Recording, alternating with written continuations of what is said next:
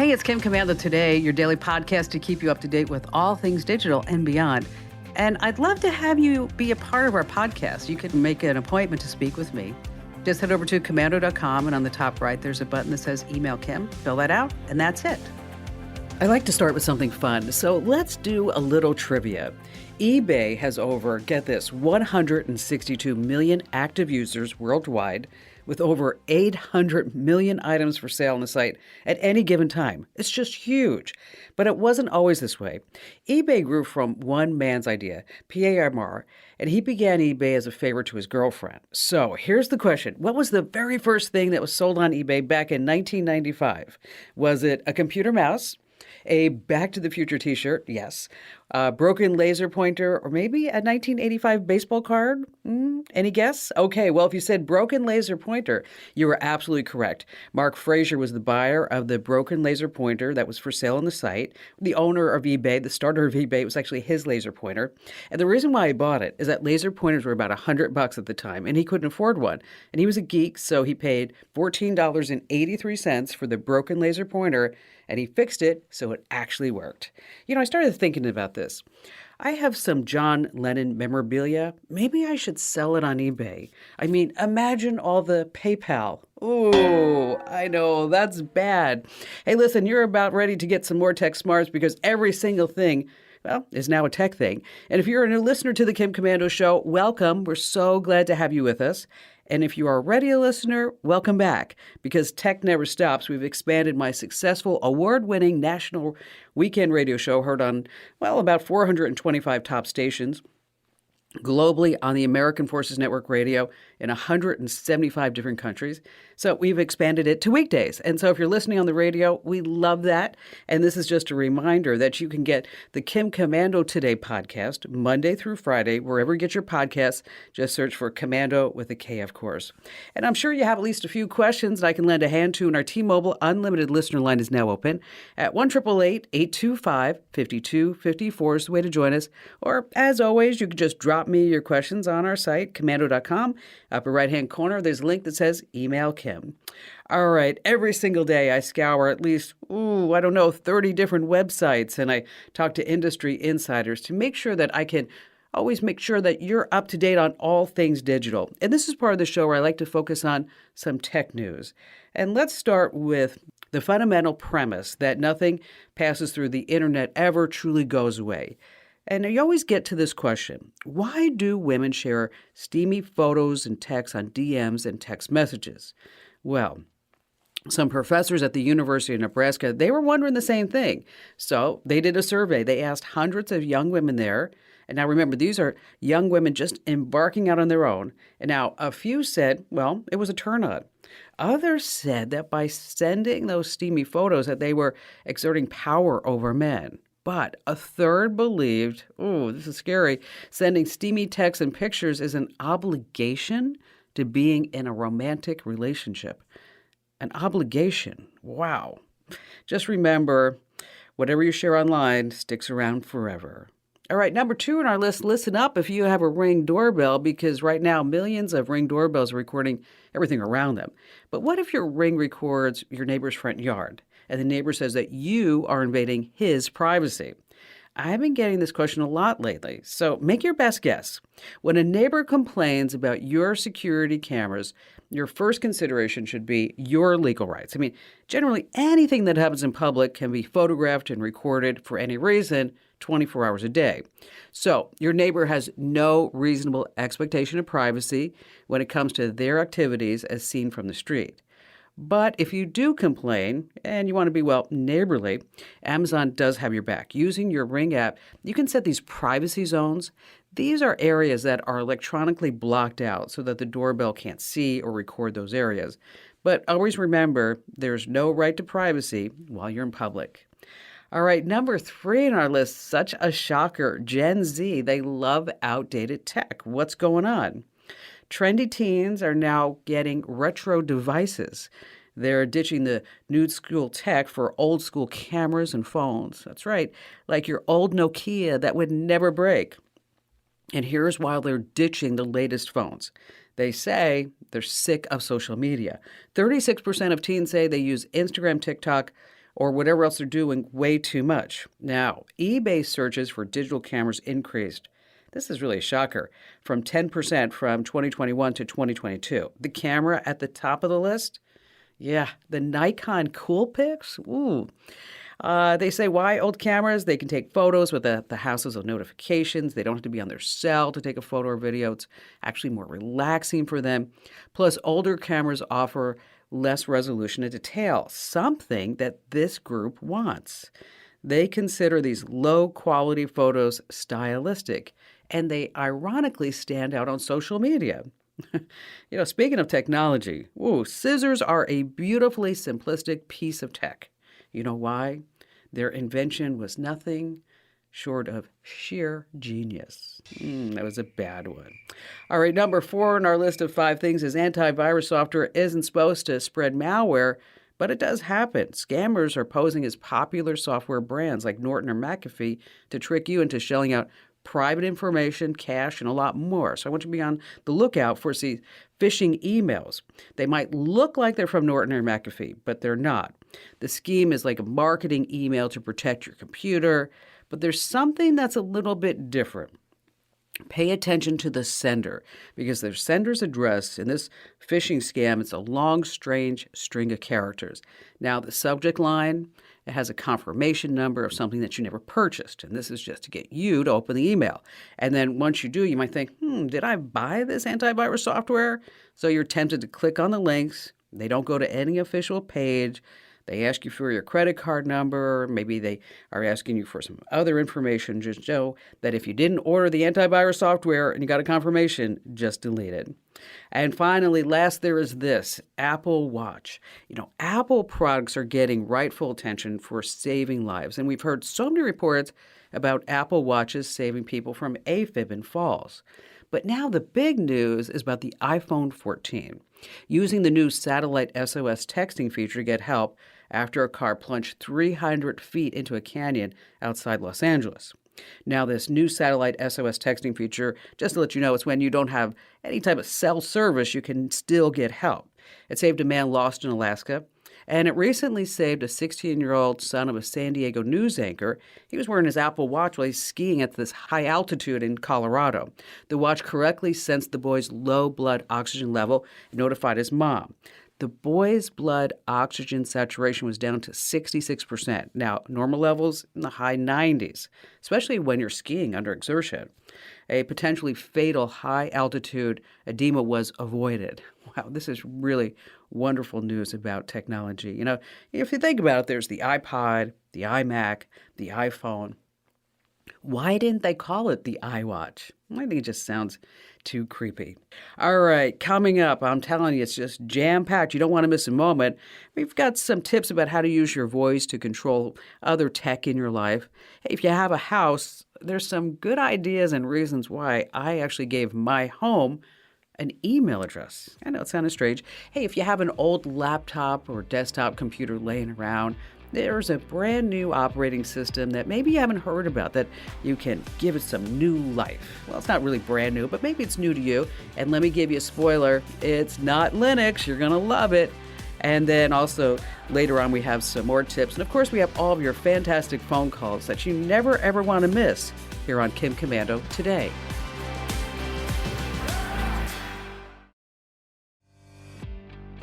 Hey, our T-Mobile Unlimited listener line is now open at 1-888-825-5254 is the way to join us. And how'd you like to win $500? Yes, I know you would. Imagine what you could do with 500 buckaroos. Well, we are giving away $500 right now over at Komando.com/win. It's a $500 Amazon.com gift card, but you can buy anything on Amazon, right? So again, Komando.com/win is the way to enter. Do it now while you're thinking about it. It's over in, just a couple of weeks. And so make sure that you enter to win that $500 gift card at Komando.com/win. All right, how about we start with all of your calls? And let's see, Larry in Kansas City, you're up first. First, thanks for having me on your show. I love listening to your show because I get a lot of pointers and a lot of tips, and I use those to try to make my internet more secure my whole life. Because what happened to me, I have an ex-wife, and she stalks me and harasses me and anybody I'm with, she does. And it's like a huge issue. And one of the things that I learned is that she took over my Facebook account and she hacked into it. And it's not where, like, I can go and change my password. It's basically somebody hacked into my account, changed or took off my telephone, and then they switched my Facebook account from an individual to a group account, and then put my phone number back on, and then gave the access to my ex-wife. And she had access for a long time before I realized it. The reason I realized it is because she started taking pictures of my Facebook Messenger and then send them to my current girlfriend to cause problems with our relationship. And since then, you know, I've learned about your show and I learned how to be more secure with everything. But I think this is just my guess. I don't know, because it happened to my girlfriend, and we noticed there's a weird IP address on her router. So, well, you need to get a new router. So we went up there and got her new router.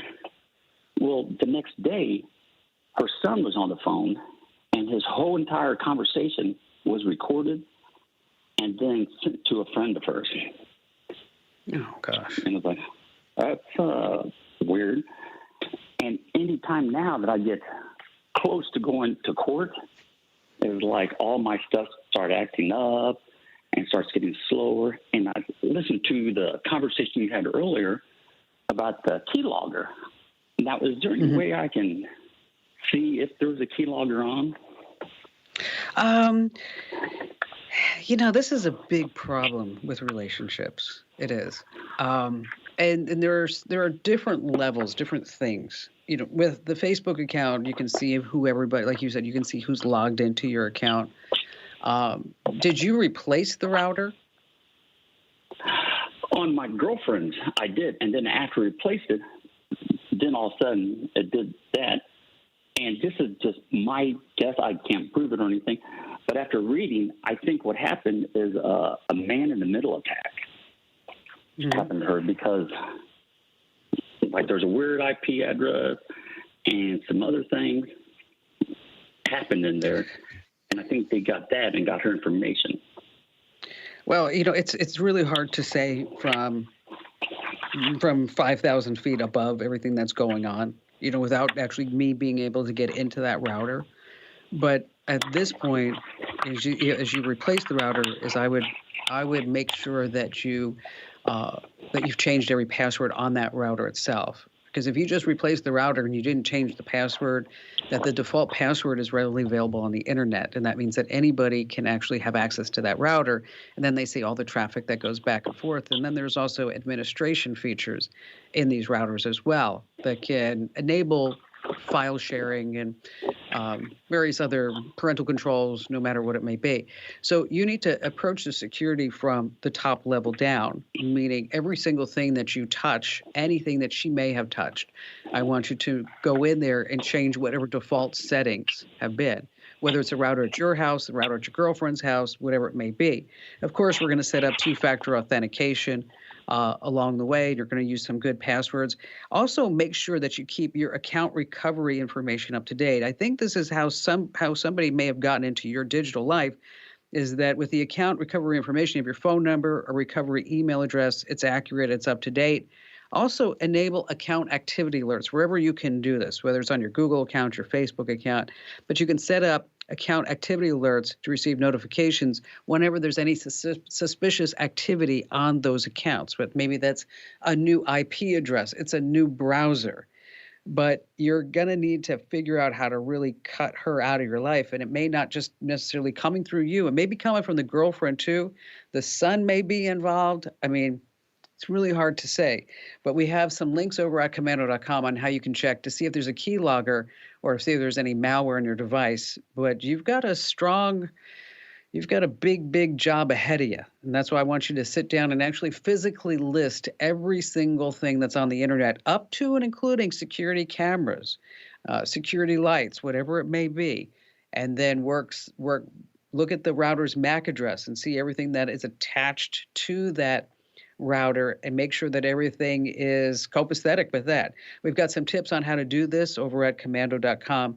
And if you need a hand afterwards, Larry, just give me a call back. But I need you to start by making that list, changing all the passwords for everything that you can, set up the account recovery information, enable activity alerts. We're going to search for malware. We're going to search for any type of badware that also may be in those systems. And it's a big, big job. But you know what? I know you can do it. I know you can do it. Larry, thank you for your call. If you need help, I'm here for you. Now, it's really important to take steps to secure any online accounts that you shared with a spouse during your marriage. And I want you to think of all the different accounts, your email accounts, your social media accounts. Of course, you're going to change the passwords, but you might want to remove your ex as a friend or follower on these accounts too. Of course, your financial accounts, your bank, your credit card, investment accounts, cloud storage accounts. A lot of people forget about those. Google Drive, iCloud, Dropbox. Just make sure that they can no longer access any of the files stored there. And then, of course, online shopping accounts, Amazon, eBay, any other site that you may have shared with your spouse by I want you to change the login credentials. And if you're not sure, a handy way to do this is to look at the saved passwords inside your browser, because you may go, oh my gosh, totally forgot about that account. All right, let's do a great tip. We're going to talk about how to use your voice to control your TV. And I have a rule. If you're going to send me an email and it's going to take you longer than a minute to write, or me longer than a minute to read, is I want you to pick up the phone or send a video meeting invite instead. Now, if you're still fumbling with your TV's remote control buttons, you may have not noticed that on your TV or cable company's remote control, there's a little microphone or a voice button. Well, it's totally time for you to start using it, because no longer will you have to hunt through the guide to find a channel or a movie to watch. You just go ahead and say it. You hit the mic or the voice button and bam, you are totally in the future. Your TV will do as you command. You can browse apps, you can find movies and shows, you can check the weather, check sports scores, launch content. You can do all of this using only your voice. Now, the way that you set it up, it totally depends on your TV or cable provider. So just Google how, and then you can thank me later.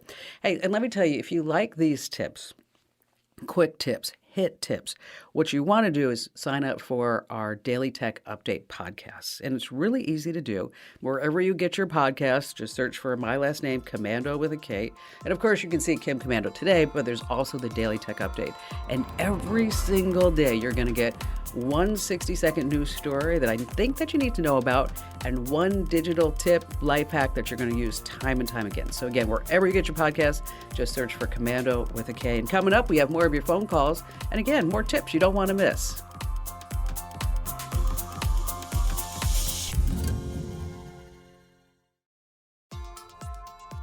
Hey, before we go back to all of your phone calls, there was something that I did that I think you might want to do too. I mean, you have at least one email address, and your home needs its own email address too. Now, before you say, oh my gosh, Kim Komando, you are just like too tech crazy. Well, let me tell you why this makes perfect sense. An email address for your home lets you track everything from your property taxes to projects all in one place. And you can actually use your home's email address for its own Pinterest account. So maybe you're thinking about doing a remodel. So you start by creating a brand new email address, and the simplest way is to use Gmail. And here you can use that plus sign trick for an instant free email address.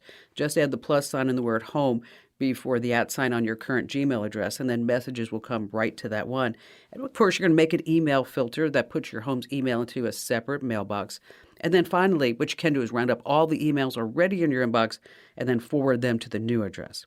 So once you have your home's contact in one mailbox, along with all the other correspondence, and any new email will go to its mailbox too, like all those bills from the landscapers, the pool company, whatever it may be, it goes right into that mailbox, so you know exactly where it is. All right, back to the phones we go with Wayne in Corpus Christi, Texas. Hey, how are you?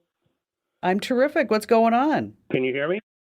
Yes, I can hear you great. I'm just having a good time talking to you. I'm such a big fan of yours. Well, thank you. I have You're welcome. You're welcome. Listened to you a long time. I've got a business, and it's online. I've got a website, and I'm having challenges understanding this whole voice search thing. Okay.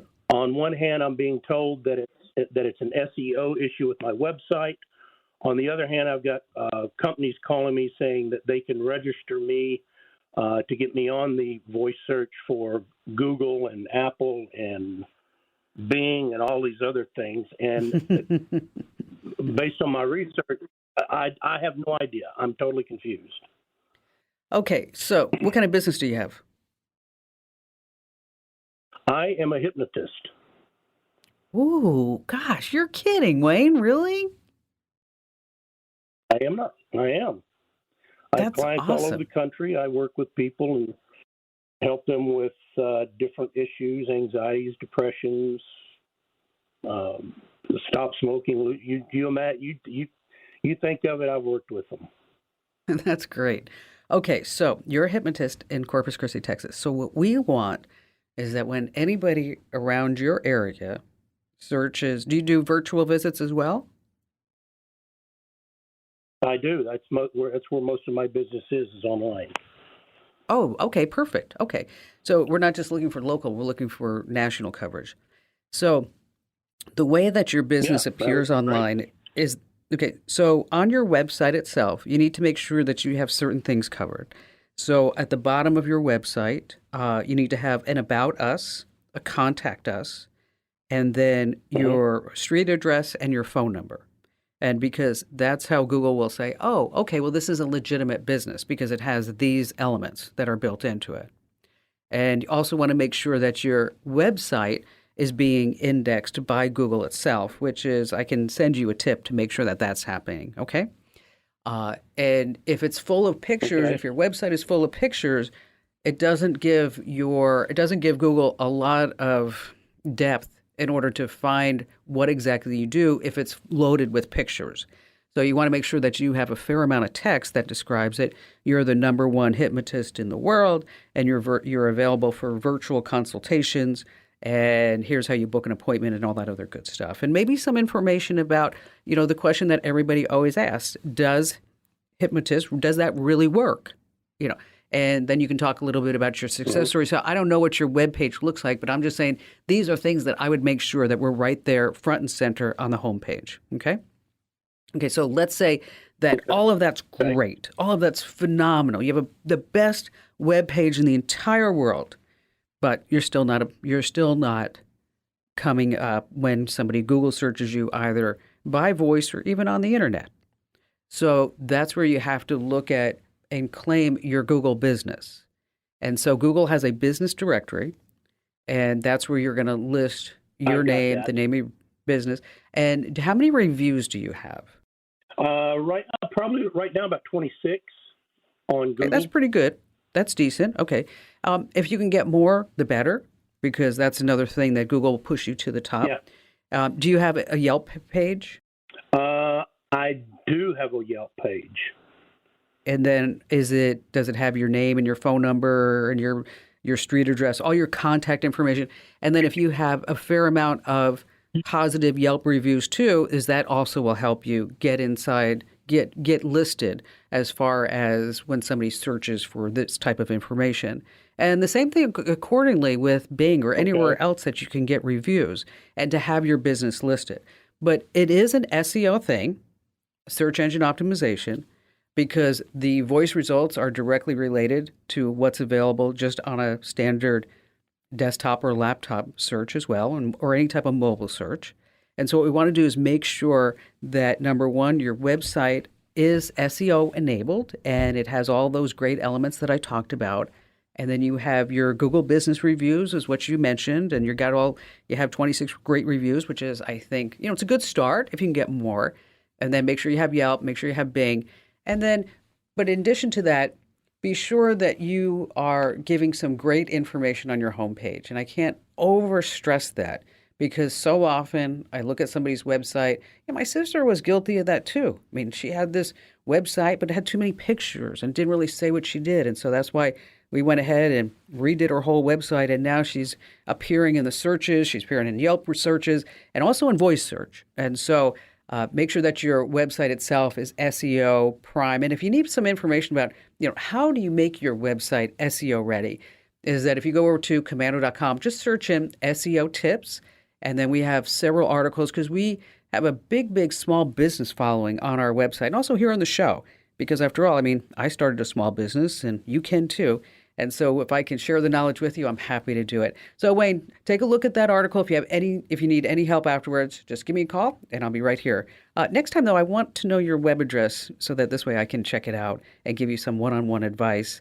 And if you want to do that, just go ahead and give Amber your website address and I'll take a look at it. And if I have some time, I'll shoot you some notes on how you can make it better. Wayne, once again, thank you for your call. Over the years, I've seen so many small businesses make mistakes when they're trying to get listed with Google. So let's just go through some of the mistakes in case you might be making them too. Number one is that you don't claim the listing for Google My Business. It's absolutely free, and it lets you manage your online presence in Google and search and maps. And this way, if you don't claim it, then your customers can't find you. Okay, number two is that you get the listing under Google My Business, but you don't verify it. Yeah, I know, facepalm. So you always have to verify it. Number three is that you're not using any images or videos. Okay, we want to see what the place looks like. We want to hear from you maybe in a video. And so you can use images and videos. It will actually attract customers' attention and then make that listing of yours stand out. Number four is you don't ask for customer reviews. What's going on? Reviews on Google My Business, it's a great way for you to get to the top of the listing and your reputation. But be sure that you always monitor and respond to customer reviews. You want to make that a two-way street. And if you need more information about this, or if you have a small business, I just want to remind you that we have a dedicated small business newsletter. That's right. We send it out about once or twice a week, so we don't overwhelm you. But if you have a small business or growing business, make sure that you subscribe to it because let me tell you, I'm a small business owner and I'm proud to say that I built all this without having any debt or investors. And so to sign up for our small business newsletters, or in case you want to check out the other ones, just head over to Komando.com/subscribe. That's Komando.com/subscribe. All right, if you have an old laptop or PC laying around, it's just collecting dust. What I want you to do is go find it and get it out because you can install a new operating system and bring it totally back to life. And yes, it's not Linux. Planned obsolescence is this problem with tech because there's always something that's better and faster and smaller. But this free operating system is available from Google. It's called Chrome OS Flex. Now, it's a version of Chrome that you can use on a laptop or desktop computer. That's not a Chromebook. So it doesn't have all the bells and whistles of a Windows or Mac PC, but just think of it as a snazzy web browser that doesn't take a lot of overhead to work because the basic system requirements are really nothing. You just need an Intel or an AMD chip, 4 gigs of RAM, 16 gigs of storage, and a USB drive. See, I told you, doesn't require anything. So if you need the steps on how to install it, how to get it, you can find exactly what you need step by step over at our website. That's Komando.com, of course. All right, you want to stay right where you are because we have more of your phone calls as well as later on why it's a good idea to wrap your car keys in tinfoil. Yeah, you don't want to miss that here on Kim Komando Today.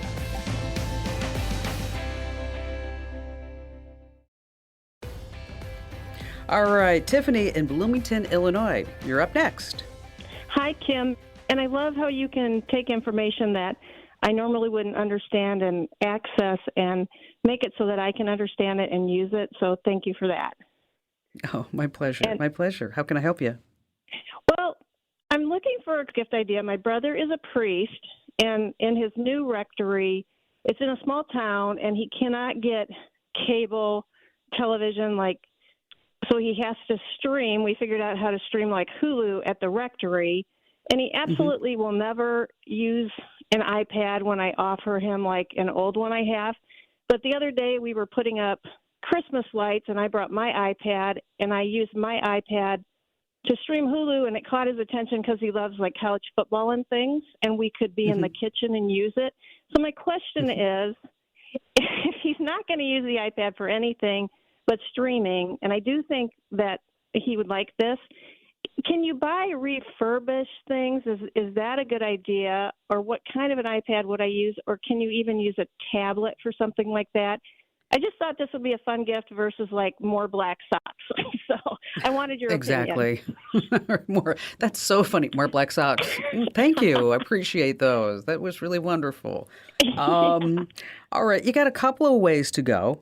You can buy a refurbished iPad.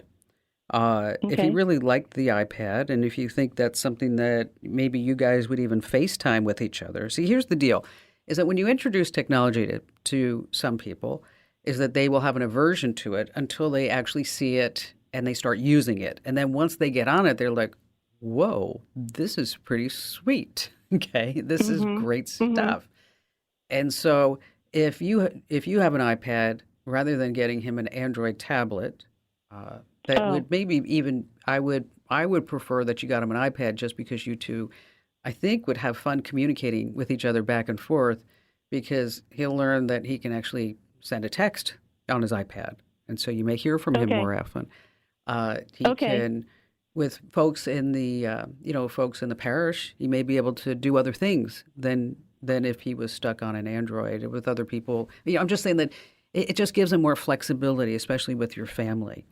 So Okay. when we look at an iPad, if we look at a brand new tablet, it's about $150. Okay. Okay. And I'm happy to send you a link to that. But if you're looking for an iPad, that's where we're going to buy one that is probably maybe 2 years old, 2 or 3 years old. And Okay. then you could, and then you, it's about the same price, but then you can buy what's called renewed, and you can buy them through Amazon, and they come with they actually come with a 90-day money back guarantee. Now, Oh, that's one place to buy them. The other place to buy them is at apple.com. And if you go okay. all the way to the bottom of the screen, you'll see where it says refurbished. And Mhm. then that's where you go into the refurbished store over at apple.com. And I think most of them come with a 1 year guarantee. So that's the difference.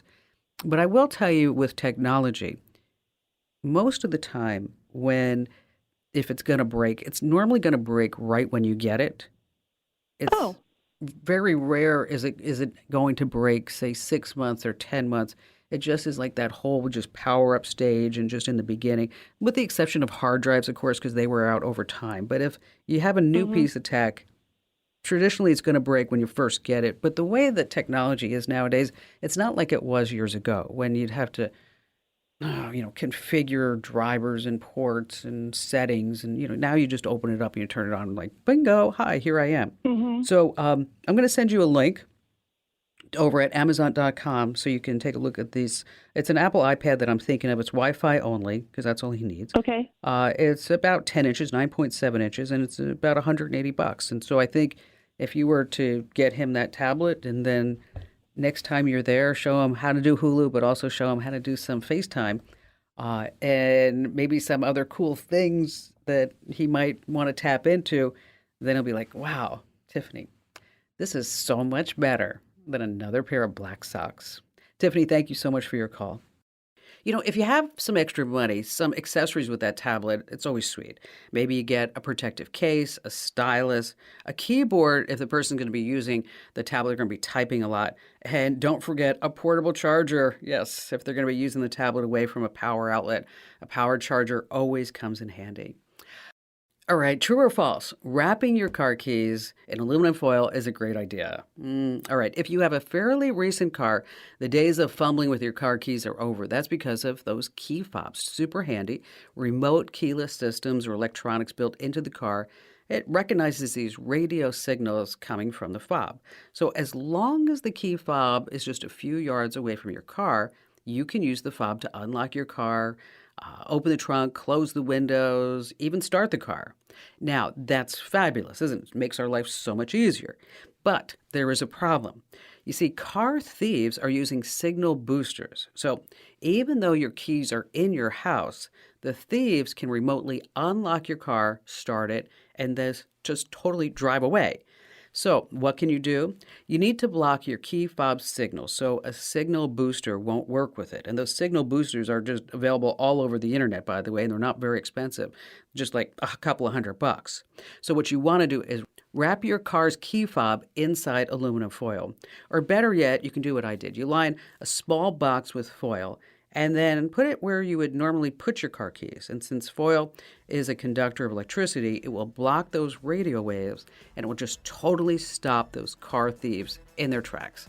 Now, this is a fun fact you can use with your family members and friends because you can say, hey, you should do this. And then they'll be looking at you like you used to look at me like, oh man, I don't know what this woman's talking about.